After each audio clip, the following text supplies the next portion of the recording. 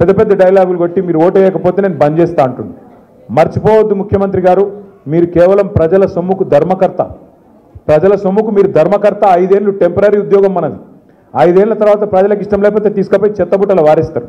అది మర్చిపోయి నువ్వు నీలిగితే, ఇష్టం వచ్చినట్టు డైలాగులు కొడితే ప్రజలకు ఎప్పుడు బుద్ధి చెప్పాలో బాగా తెలుసు.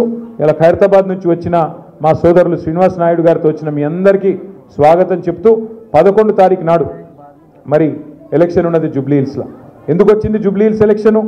అక్కడ మన అభ్యర్థి ఇదివరకు ఎమ్మెల్యేగా గెలిచిన 3 సార్లు మాగంటి గోపీనాథ్ గారు, మన నగర శాఖ అధ్యక్షుడు ఉండే ఇదివరకు తెలుగుదేశంలో పనిచేసిండు గోపీనాథ్ గారు, ఎన్టీ రామారావు గారు అభిమానిగా ఉండే ఆయన చాలా కాలం. ఆయన అనుకోకుండా చచ్చిపోయింది. మీరు గెలిపించారు, 5 ఏళ్ల కోసం గెలిపించారు. కానీ అనుకోకుండా సంవత్సరంన్నరనే ఆరోగ్యం దెబ్బతిని ఆయన చనిపోయింది. చనిపోతే ఆ కుటుంబం ఇవాళ 2 ఆడపిల్లలు ఉన్నారు, ఇంకా పెళ్లి కాలే, కొడుకున్నాడు, ఇంకా ఆయన కూడా చిన్నోడు.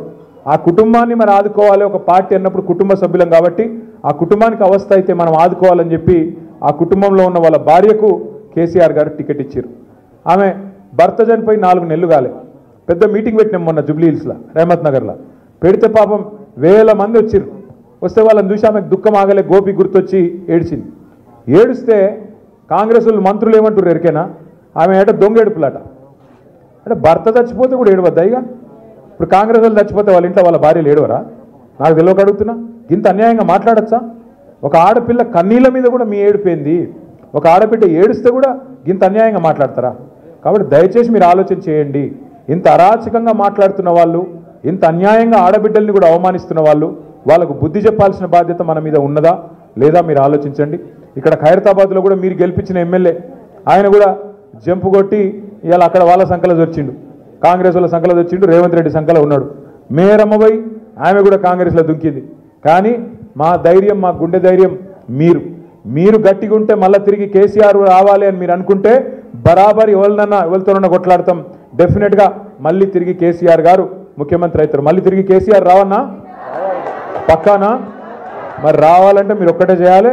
మొదలు జూబ్లీ హిల్స్లో ఉన్న మీ చుట్టాలకు, జూబ్లీ హిల్స్లో ఉన్న మీ దోస్తులకు, మీ క్లాస్మేట్లకు, మీ బంధువులకు అందరికీ ఫోన్ చేసి చెప్పుర్రి. అవసరమైతే ఒక్క అడుగు పక్కనే కదా మీకు, అవతల పక్కకి రోడ్ అవతలకి ఉంటుంది జూబ్లీ హిల్స్, యూసుఫ్ కూడా కానీ సోమాజ్ కూడా కానీ, జర్ర ఒక్క రవ్వ అక్కడ దాకా పోయొచ్చి ఎవ్వరు ఏం చెప్పినా మోసపోవద్దు.